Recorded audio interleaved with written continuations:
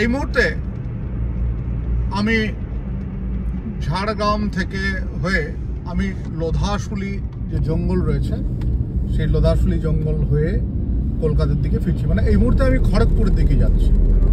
তবে একটা জিনিস আপনাদেরকে বলি যে এই জঙ্গল একসময় কিন্তু খুব ভয়ঙ্কর ছিল।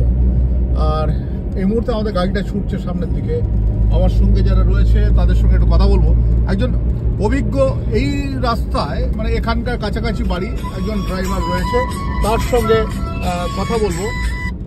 তা একটু কথা বলে নি। তার সঙ্গে আমার সঙ্গে রয়েছে উত্তম, অনেক দিনের পুরনো ড্রাইভার।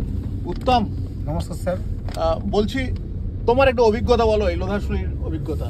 আমি দীর্ঘ 22 বছর ধরে গাড়ি চালাচ্ছি। তো আগের যে পরিস্থিতি ছিল, সন্ধ্যের পরে এই রাস্তায় চলা দায় ছিল, খুব বিপদ ছিল।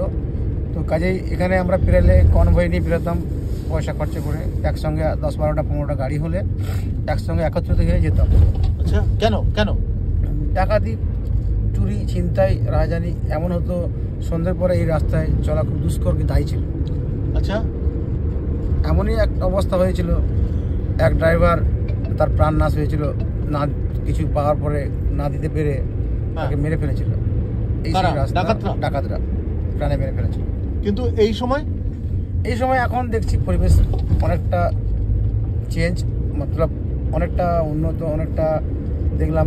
এখন অতটা নেই, এখন কিছুটা হাতির ভয় থাকে, কিন্তু ডাকাতের ভয়টা অনেকটাই কমে গেছে। কি কারণে? কাজেই আমার যা ধারণা, ওনার যে ডাকাতের যে মেন লোক ছিল, মেন যে মাথা ছিল, কি নামটা ছিল? ওনার নাম রঘু ডাকাত ছিল।